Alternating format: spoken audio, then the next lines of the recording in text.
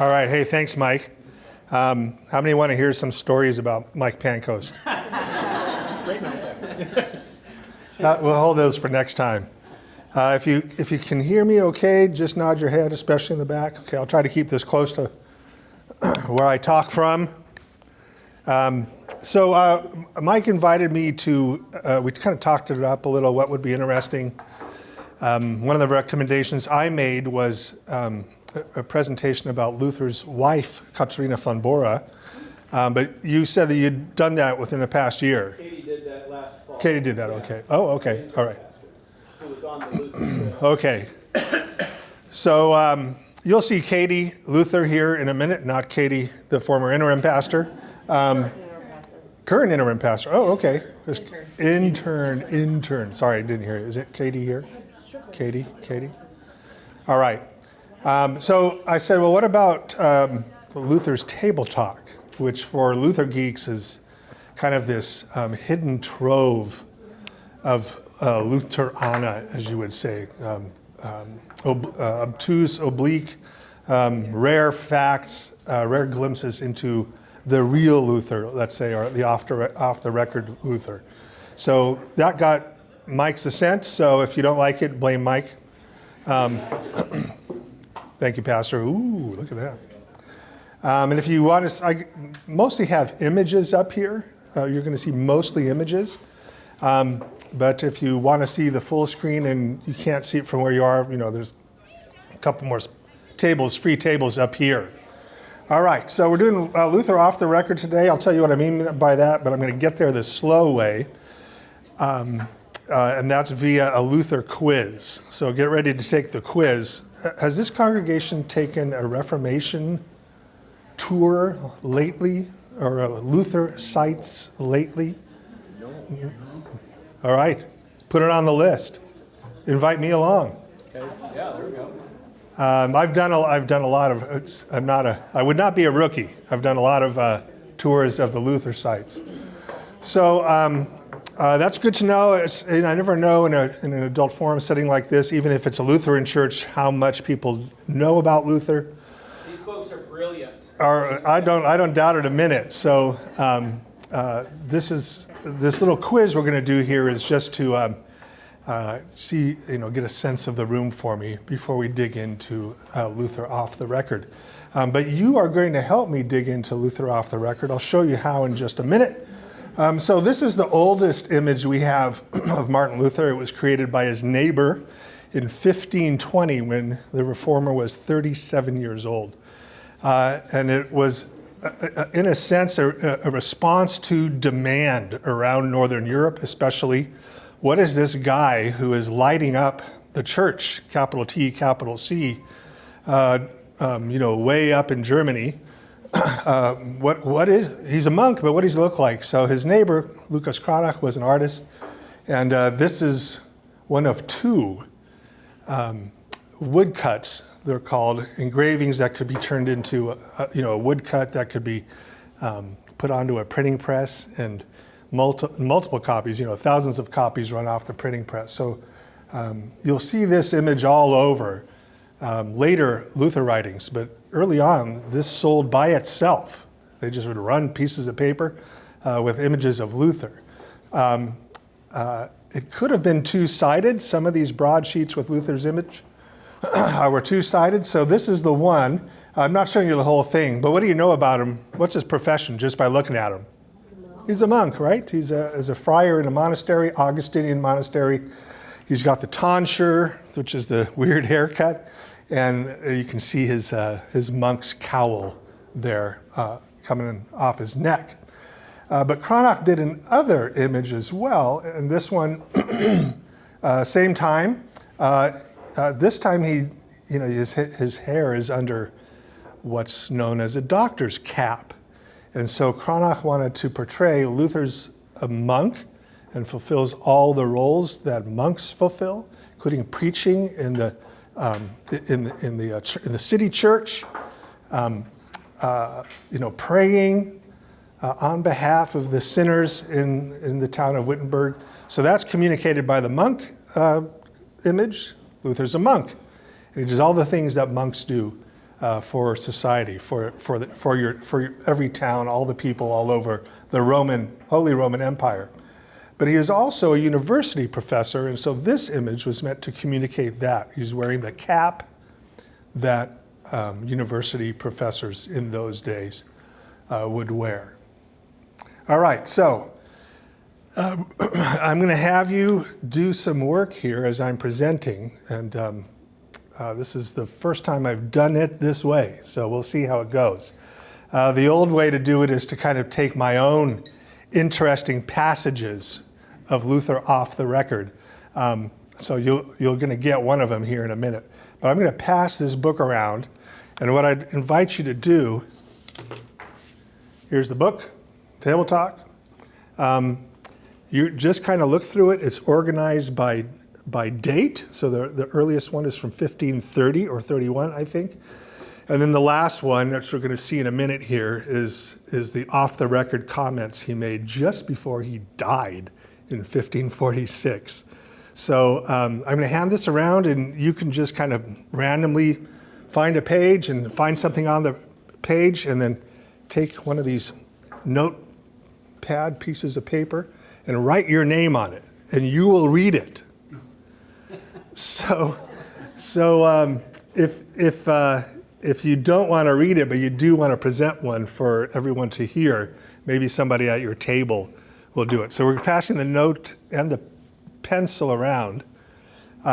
So you're going to do this as I speak here, and we'll save this for the end. Mike, I have no doubt that you've read through the entire thing. A bit of it. Okay, Yeah. all right. I thought you presented some table talks once upon a time. I probably found them online. Oh, okay, all right. Various sources. That's okay, that counts. Even if we just have 5 or 6, it'll be enough for me to riff on when we get to those. If you're thinking, well, what did Luther say about this, or what did he say about that? There's an index in the back of the tome, and you can look up, what did Luther say about Erasmus of Rotterdam, for instance, or about Epicurus, the Greek philosopher, or about baths, taking baths. You can look it up in the index and then find the page number and mark it, write your name on top. All right, so we're going to get to this, your work here, we're going to get to that at the end of the presentation, I hope. So keep me honest on time. Okay. Doing all right so far. All right, so these are Luther's last words, and if you go to the last page of Table Talk, you will find these words. They were found scribbled on a piece of paper with some other words, but these were the last ones on the page that Luther wrote when he died on February 10th, 1546. We are beggars, he wrote in German, wir sein Bettler. And then in Latin, he wrote, hoc verum est. This is true. Hic verum est. This is true. So those are his last words. He didn't say them, so no one heard them, but he wrote them. And so when they found him dead on the morning, or early in the morning when he died, they found these notes, and they thought they're worth saving. So yeah, this gentleman, you are right there, right at the page at the end. So all the other stuff are things that people recorded of Luther saying off the record over the years that these recordings started to happen. All right, now we're going to back up a little bit and do this quiz just so we can kind of get on the same page of who we're talking about here. So what year was he born? I'm going to go through these quick. 14, someone said 14. 83. All right, so his birthday, November 10th, 1483. So that's coming up. He was baptized the next day, which was St. Martin of Tours festival day. And so the tradition was the day you get baptized, which was usually within an hour, a day after you were born, you would receive the name of the saint, male or female, of that particular day. So the 11th of November is St. Martin of Tours Day, so he is called Martin Luther. This is where he was born and baptized. This is the town. So has anyone done a Luther sites? All right. Was Eisleben included? All right. Did you go to the church, this one, and see the inside? Yeah. So that's, I get to brag about this. A friend of mine who served this church in Eisleben for a bit, he was part of the design team for this very modern baptismal font. So the pastor goes into the font with the parents and the sponsors. So it's like, isn't it a little crowded there? No, I think it's just the pastor gets in there, and then the baby is handed down by the sponsors, and the pastor baptizes the baby, dunks the baby in the water. Yeah. Okay. So that's, if you go to Eisleben on a baptism day, it's really something, I suppose. Oh, hey, Mike, is there a way I can get this slide deck to people if they want it? Sure, if you want to email it to me, Okay. and we can post it All right. on our, the adult ed Okay. site. Yeah. All right. So I like to include a lot of images, as you're going to see, and many of those images are linked to internet content. So if you click this, you'll see a video of a drone taking pictures of this church from the outside. All right, so that's what it looks like from the inside. Just a small town, a small parish church where Luther was baptized in the Roman Catholic faith, the Holy Roman Catholic faith. Is that the pulpit off to the side? No. Oh, there's the, There's no pulpit. You could read from there, I suppose, if you want, or write, but the pulpit, you cannot see the pulpit. Anyone know where the pulpit is here in this church? There's a microphone on there. Yeah, so people could read there. It could be a sermon. So this is a weird medieval thing. The pulpits are not front and center necessarily. Even today, Roman Catholic churches have the pulpits toward the front, but in the medieval times, the pulpits were kind of in the middle of the people. If you go to almost any cathedral in Europe, you see there's no pulpit in the front. The ornate old pulpit is in the middle of the church, usually right where the cathedral, where the cross, you all know cathedrals are crosses. So usually the pulpit is right near the middle of the cross on the long side. Should have had that picture. All right. So what happened in 1505? He was born in 1483 at age 22. Can you see all right? The lightning storm thing. What's that? The lightning storm thing. Correct. Very good. So the kind of, what do you call that, foxhole conversion, when he was studying law in the city of Erfurt, close to Eisleben, and he got caught returning from his home to the university in Erfurt, and he got caught in a lightning storm. And the way he narrates this experience is, he thought he was going to die, and so he prayed to Saint Anne, the traditional mother of Saint Mary, the mother of Jesus, so Jesus' grandma. Luther prayed and said, help me, Saint Anne, I'll become a monk, all right, if you help me survive this storm. And so he went back to to Erfurt, and instead of going to the law school, he showed up at the Augustinian monastery in the city of Erfurt. And so this is what Erfurt looks like. So, in the olden days, before the fall of the wall, it was really hard to go get this, to go see Erfurt.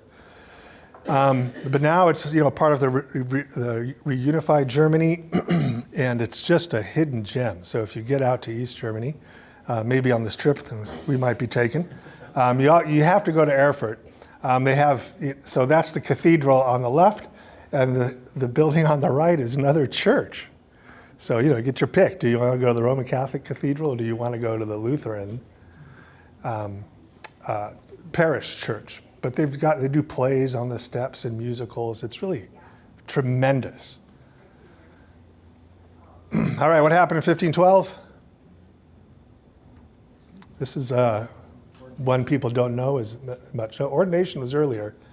1512 was he received the doctor's cap so he could teach biblical theology at the University of Wittenberg. So he became a professor, was a monk, continued to be a monk, but now was also certified to teach other people who are studying theology and wanting to become monks themselves. All right, so and this was in the city of Wittenberg where he became a professor. So he was sent to Erfurt. This is Erfurt. And he was sent almost directly east to Wittenberg, where he would become a professor and where he remained until his death 30 years later. So 30 years later, he stayed in Wittenberg. If you go to Wittenberg, you'll see there's an exhibit called the 1517 Panorama, and it's one of these things where you go into a circular building and you see it's like you're standing in the middle of medieval Wittenberg. It's quite cool. What you're seeing here is a panorama image of a 270-degree look, so 3/4 of a circle look at Wittenberg. And so I'm going to click it so it moves a little bit.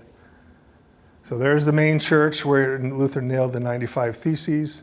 You can see right there the western gate to the city of Wittenberg, which no longer exists. But the castle church exists. And this is what it might have looked like, a busy little hamlet in the year 1517 in Wittenberg, Germany. All right, I don't know if you can see this. It looks like there's flying saucers. Can you see that? Yeah, those are flying saucers. That really happened. No, I'll show you something else here. Wittenberg in 1517 had an exit sign. Can you see the exit sign?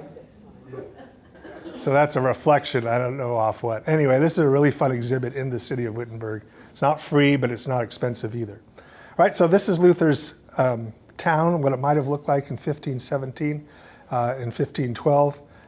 This piece of art, and it's a tremendous piece of art, 270 degrees around, up maybe 25 feet, floor to ceiling. Is supposed to depict what's happening on October 31st, 1517. So there's the church door on the side. And if I could zoom in, you'd see a guy posting a list of theses. Everyone's heard of the 95 Theses? Yeah? All right. So this is what Wittenberg looks like today. This is the castle church on the one end of the town, and if you go down the main street, you see the city church where Luther preached hundreds and hundreds of sermons. And then if you keep walking down this street, it's about a mile, a little bit less, to the Luther house where he lived as a monk. So I'm going to show you that in just a minute. So what happened in 1517? Come on, I just told you. All right, he posted the 95 Theses. There's an old image of him hammering the 95 Theses on the door. They had tacks for this, so he might have tacked them up, or he might have sent a student to go post them on the door. So there's like this debate now. Did Luther himself put them on the door, or were they put up later by somebody else? There's this debate going on, but the tradition says I believe he did this. He posted them, whether he used nails or tacks. That's open to debate. Okay. So you can see him, the artist here. This is a much later painting. Depicts him as a university professor. He's wearing the university professor's hat. All right, what happened to the 95 Theses? Within a couple of weeks after they were posted and sent to Luther's bishop, they were found as far south as Spain and Italy.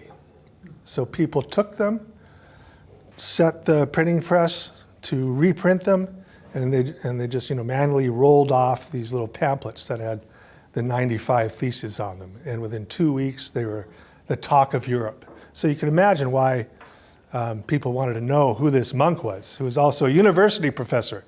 who was this person in the backwater of Germany who was lighting the church on fire, attacking as his theses were perceived? One of the core traditions, lay traditions of the church, these traditions around indulgences. Some of you are nodding your head. If you don't know what an indulgence is, here's the short version of it. It's a get out of purgatory free certificate. So if you know the Middle Ages church, you could be spending thousands and thousands, someone said free?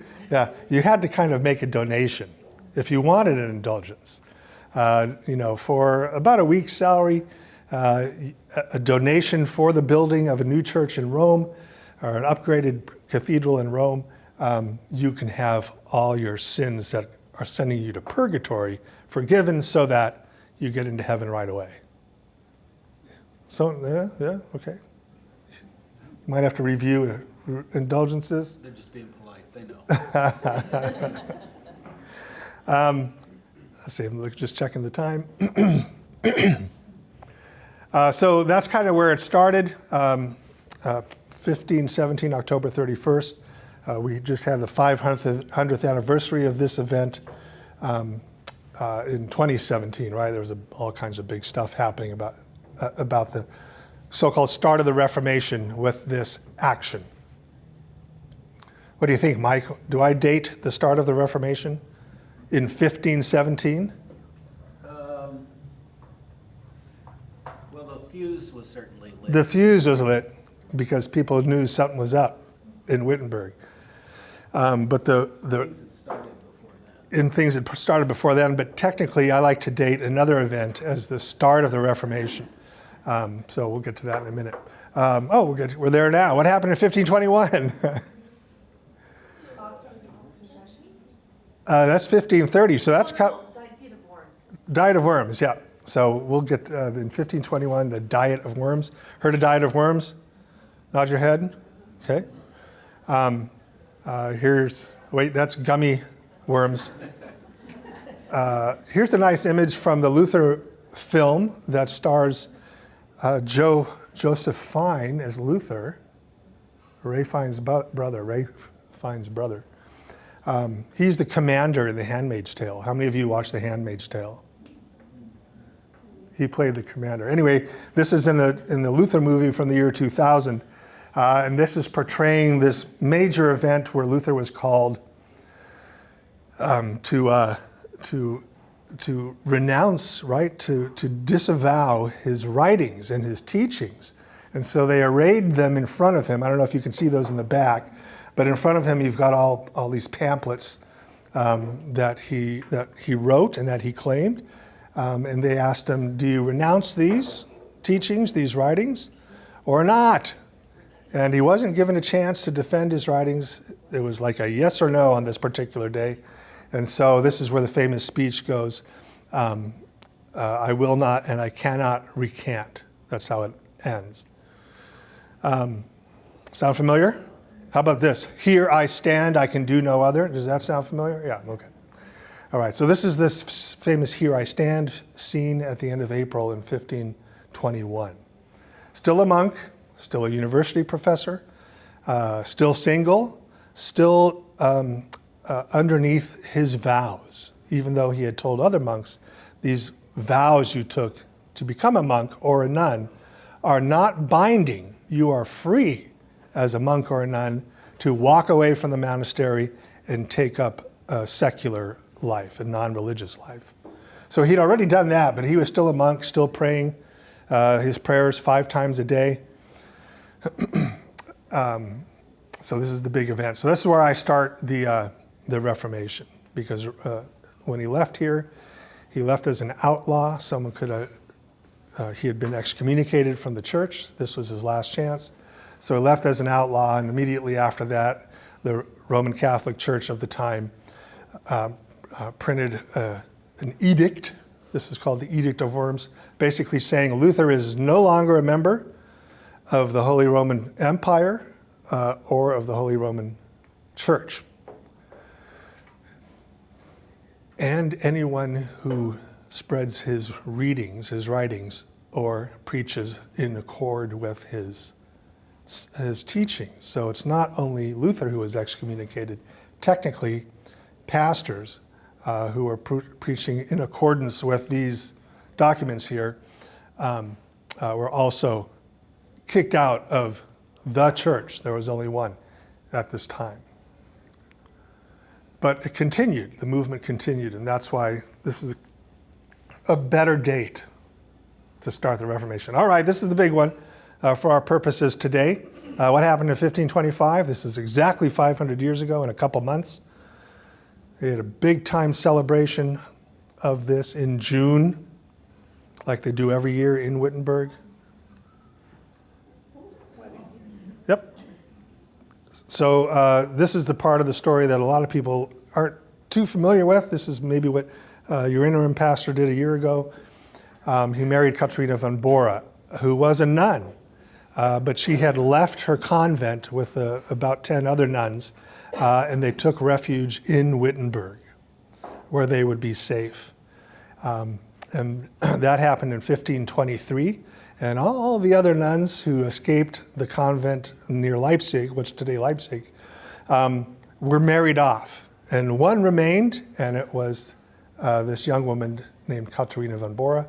And when they said, hey, Katie, you're the only one left here. Do you want to get married? And she said, meh, I don't know. There's no one really worth marrying here. And, and so they proposed an older man, by more than 20 years older, a guy named Nicholas von Amsdorf. Remember that name, Amsdorf. And she said, no, I don't want to marry him. And they said, well, who will you marry? And this is how the story goes. She said, the only man in Wittenberg that I will marry is Dr. Luther. So they were engaged. They knew each other. She'd been in town for about 2 years. But up until the time that the wedding was announced, they really had only, long story, it was a very short engagement, let's say. It was a matter of weeks before she was married to Luther. So there's a lot of images about that. Maybe Katie showed some of the official wedding portraits. Here's one that was made. I think this is from the 1800s. And you can see this is Dr. Luther getting married.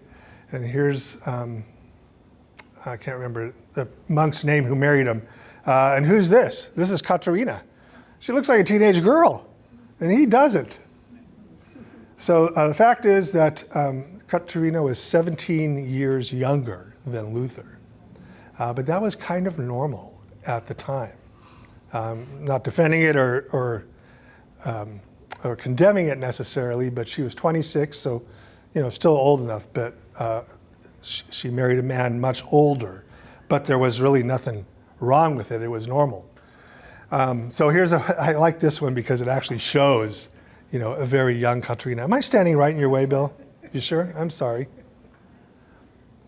trying to see who else I can stand in front of. All right, so there's the wedding.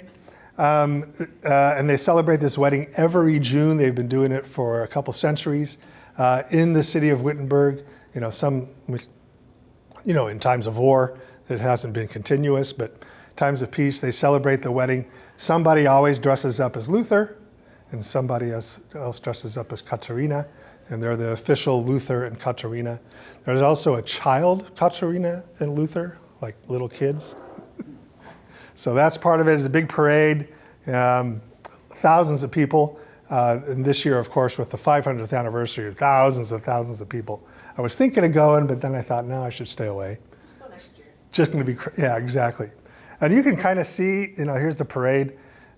It's a Renaissance festival. You can get bratwurst and whatever you get at a Renaissance festival. There's all kinds of costume. So it's, I have been there in June, and it's like, oh, this is like a Renaissance festival, except it's centered around the marriage of Luther and Katharina.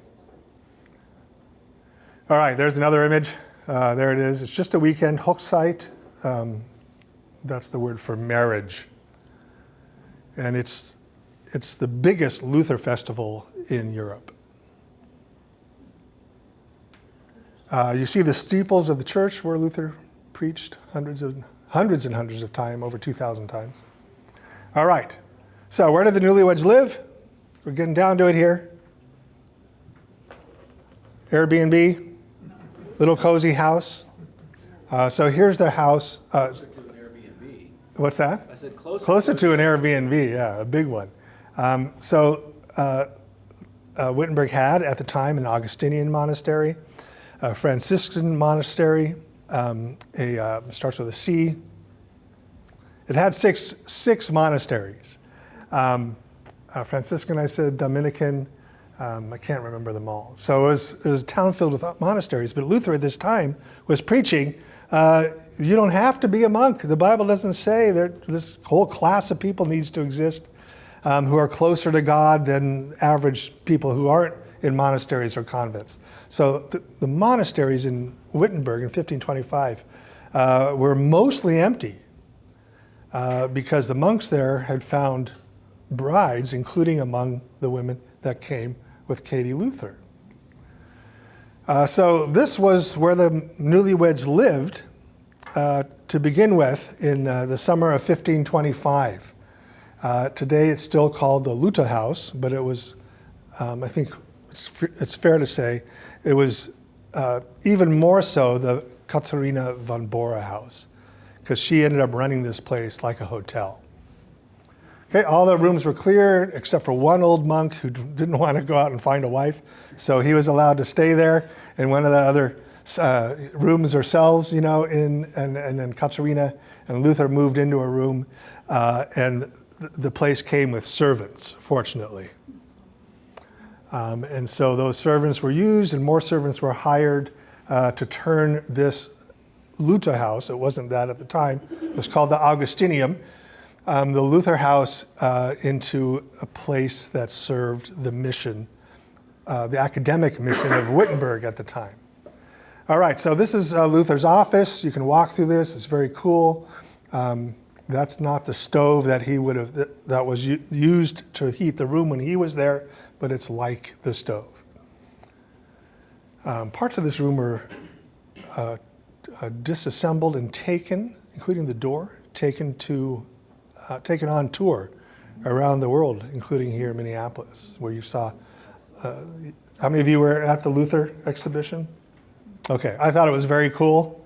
I took a number of groups there, and I'm like, we got to keep moving, or everyone's wondering when I'm going to be done talking. So I thought it was an exceptional exhibit at the MIA, at the Minnesota Institute of Arts. This was also in that exhibit. Did anyone remember this? Who went to the exhibit? So this was part of the conversion, long after Luther had died, of these large spaces which had been opened up and turned into a room for lectures as part of the Wittenberg University. And so this was a place this is probably double the size of the room when Luther was there, but it was the biggest room. And start picturing a table in the middle of this room that's about half the size. Go from this column to this column right down here.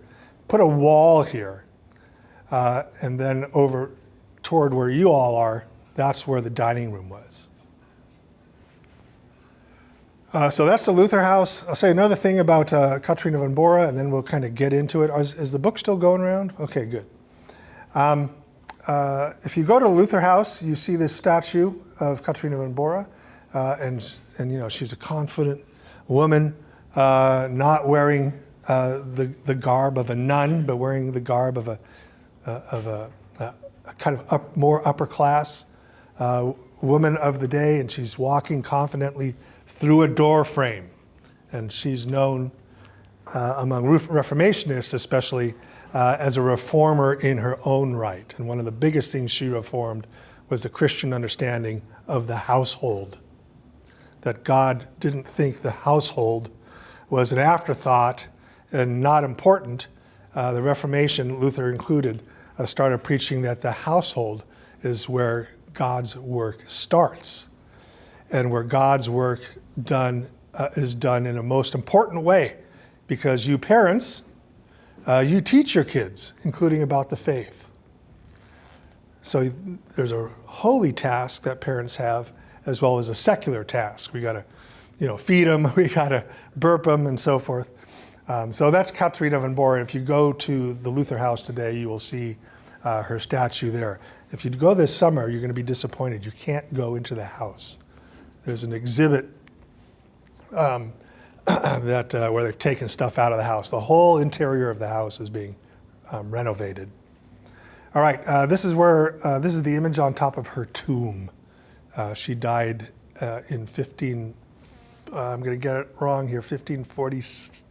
Look it up. I think she was 50 when she died in a tragic accident involving her trying to escape troops that had come from Italy to turn Germany Catholic again. So she died on her way to Torgau. What's that? 1552. 52, okay, so thank you.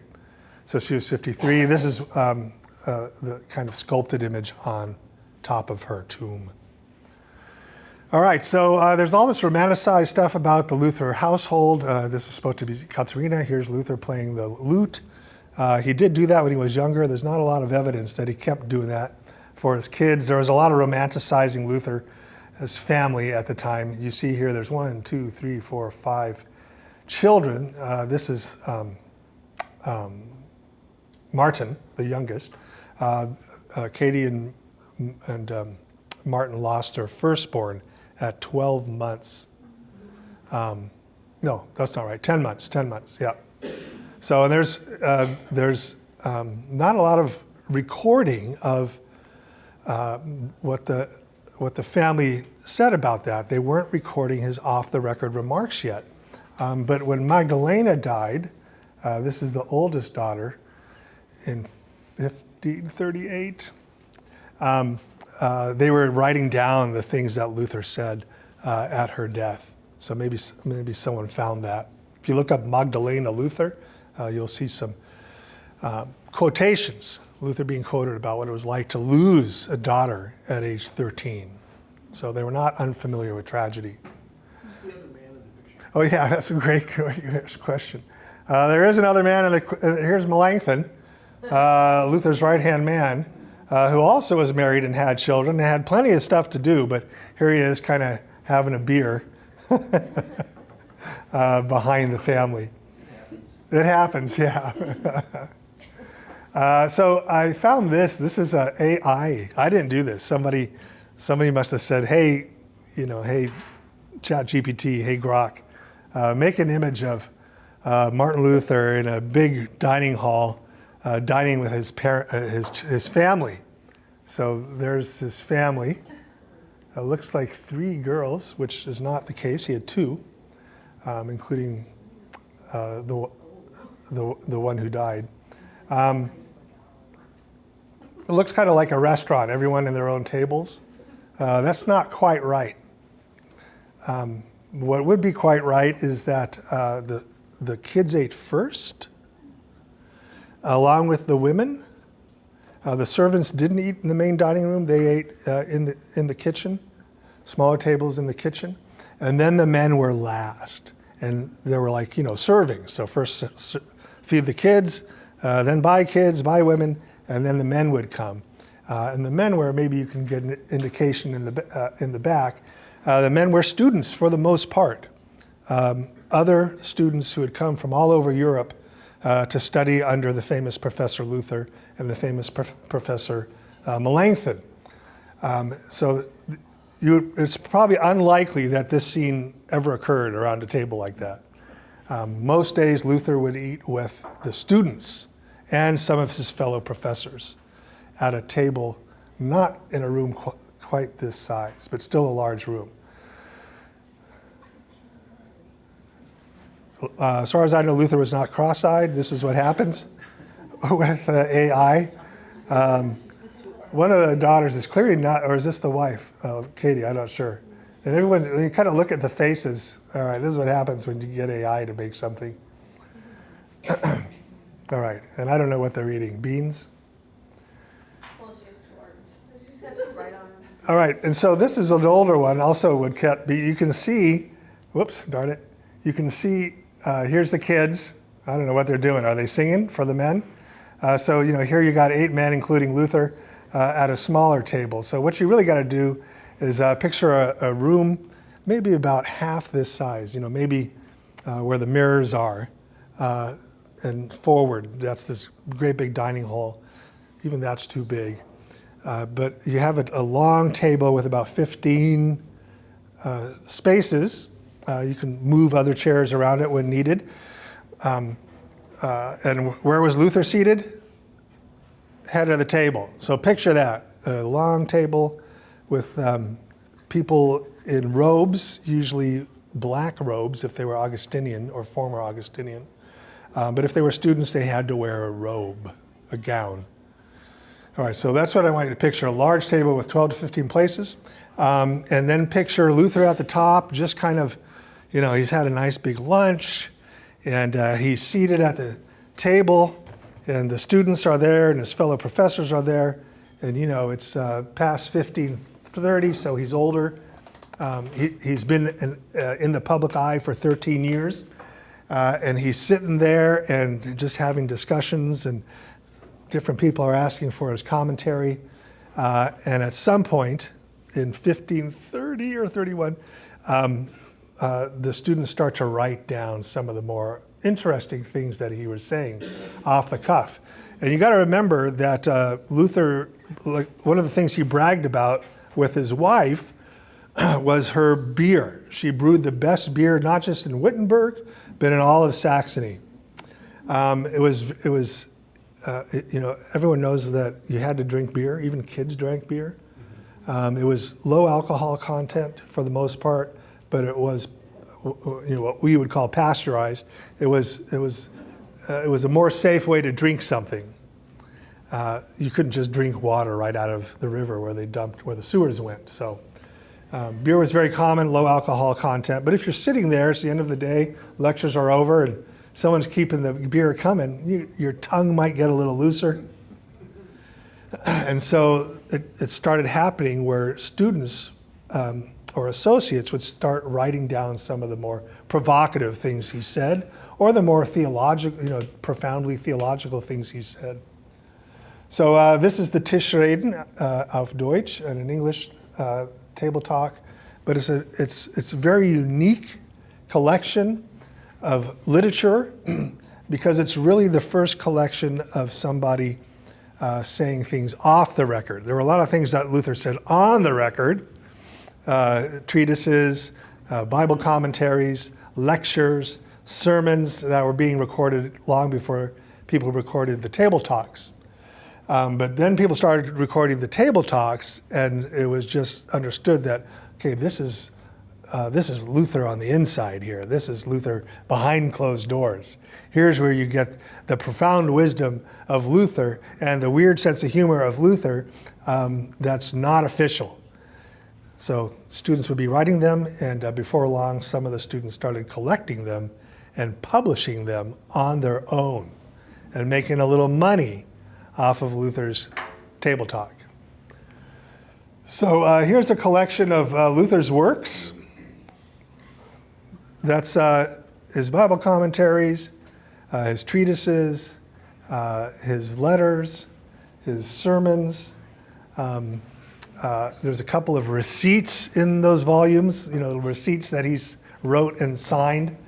So this is Luther's works, and these are the 6 volumes that in German that make up all the recordings, collected recordings of the table talk.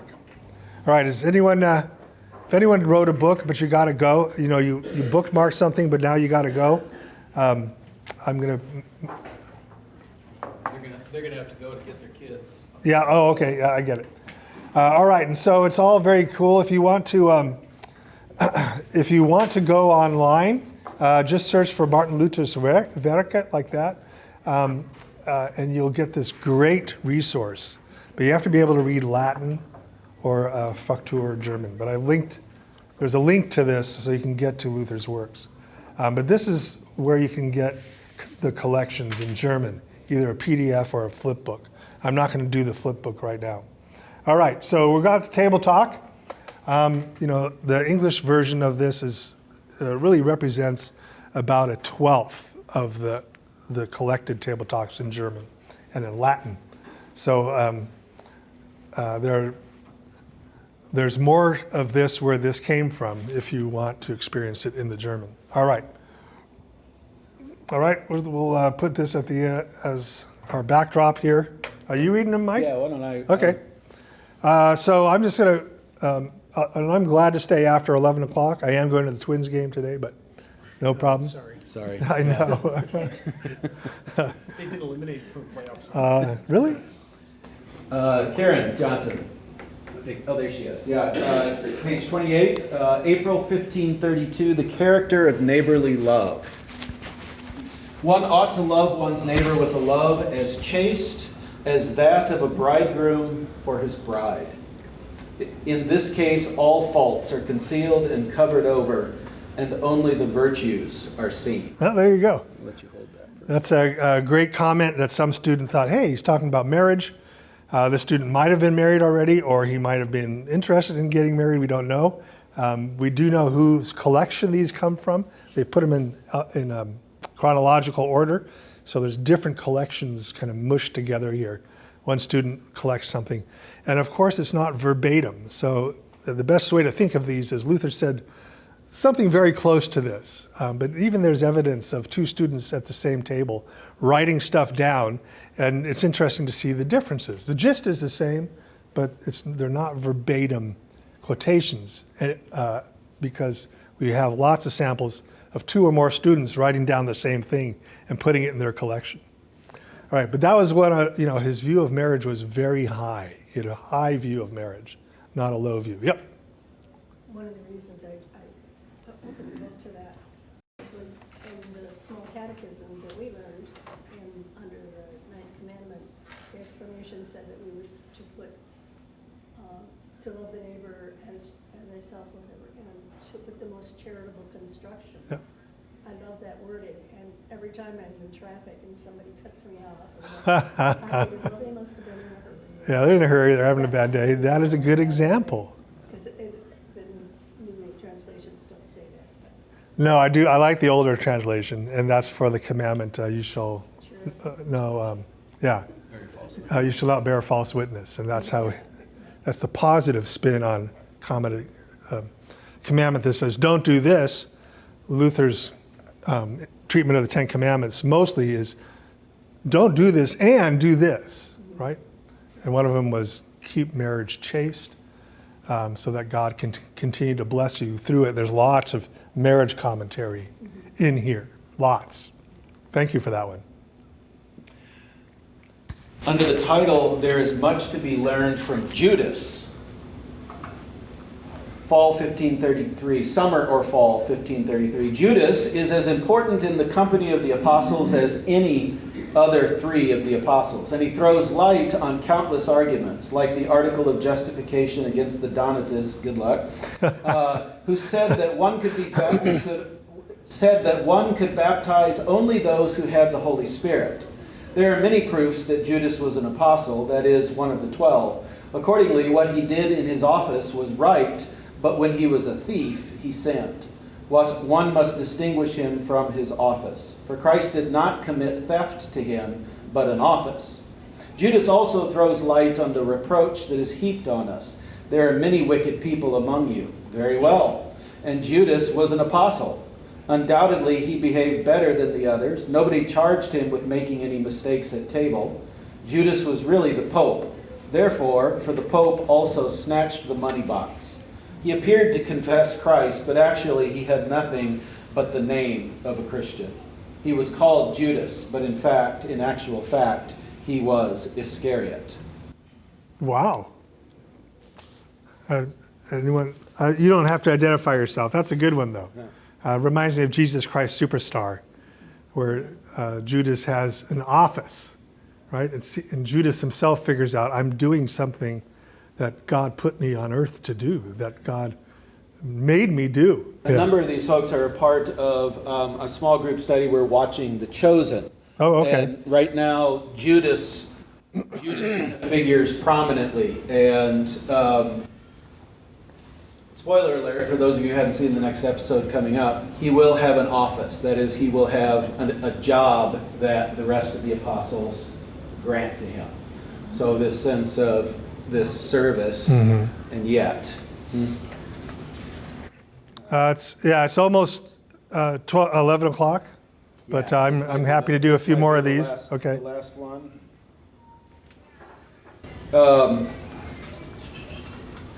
A Nightingale's Song and Croaking Frogs. An actual date, April 28th, 1539. Then he heard a nightingale sing beautifully. On the other hand, he heard the measured noise and the croaking of frogs, which drowned out the sweet sound. So he said, that's the way it is in the world. The nightingale is Christ, who proclaimed the gospel, but he's drowned out by the clamor of the heretics, of Eck, Cocleus, and Faber, who shout with great might. Okay. So yeah, Luther has had a lot of enemies, and I think this, I condemn all the things that Luther said, not all the things, but all the things worthy of condemnation that Luther said about the Jews. But I also condemn the things that he said about Muslims. I also condemn the things he said about Roman Catholic leaders. It's not that, I'm happy to say, well, I have a different opinion. But Luther was really harsh on the people he didn't agree with. And you can just get a glimpse of it in there. He had very public opponents from the Roman Catholic side, and he demonized them with sometimes extremely offensive language.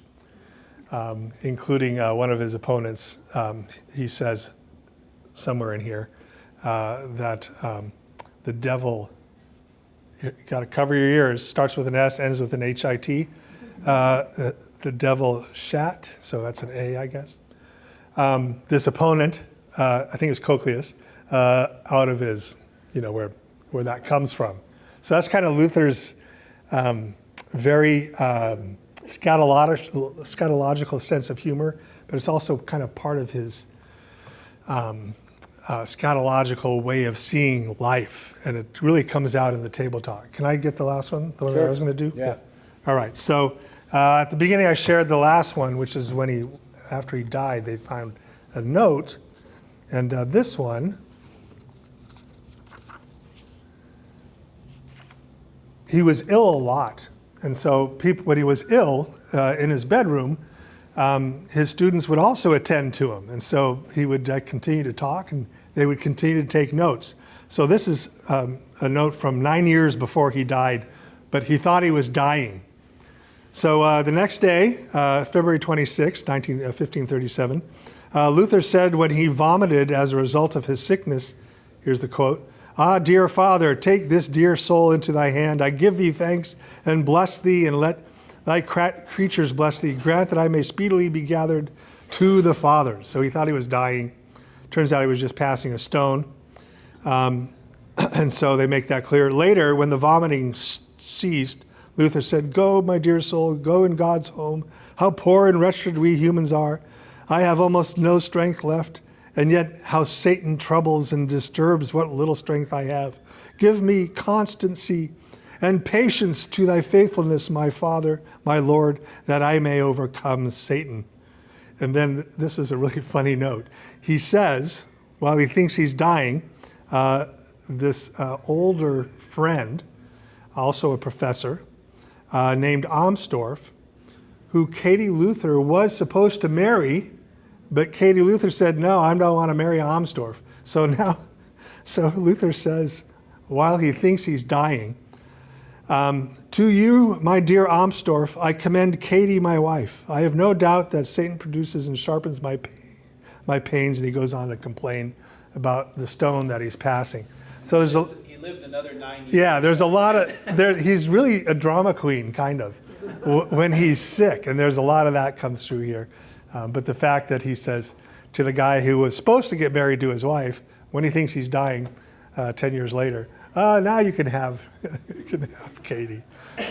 I don't know if he was joking or not. All right, there's more. There's so much more of this, and one way I've talked about this. Y'all picked some pretty tame ones. Yeah, yeah. You did not. No one picked, as far as I could see, the scatological ones. Those are the ones I was looking at. Yeah, where he's describing, how things were going for him that morning. It's terrible. Yeah, students. Yeah. Hey, listen. Yeah, a lot of that going on. It's great to imagine the table, right, where these students were listening to him, maybe sometimes goading him into saying certain things that he may have said at lecture, but now he's sitting at the table. He's had a few beers. He can say things a little bit more carefully than he might have in the lecture hall. So there you go. There's Luther off the record. There's more of this that we can do under subjects. What he said off the record about grace, about the devil, about indulgences, about the Pope. It's all in there. It's good stuff. All right. Thanks, everybody, for your attention. And if you're going to church, bless you. And if you're not going to church, bless you.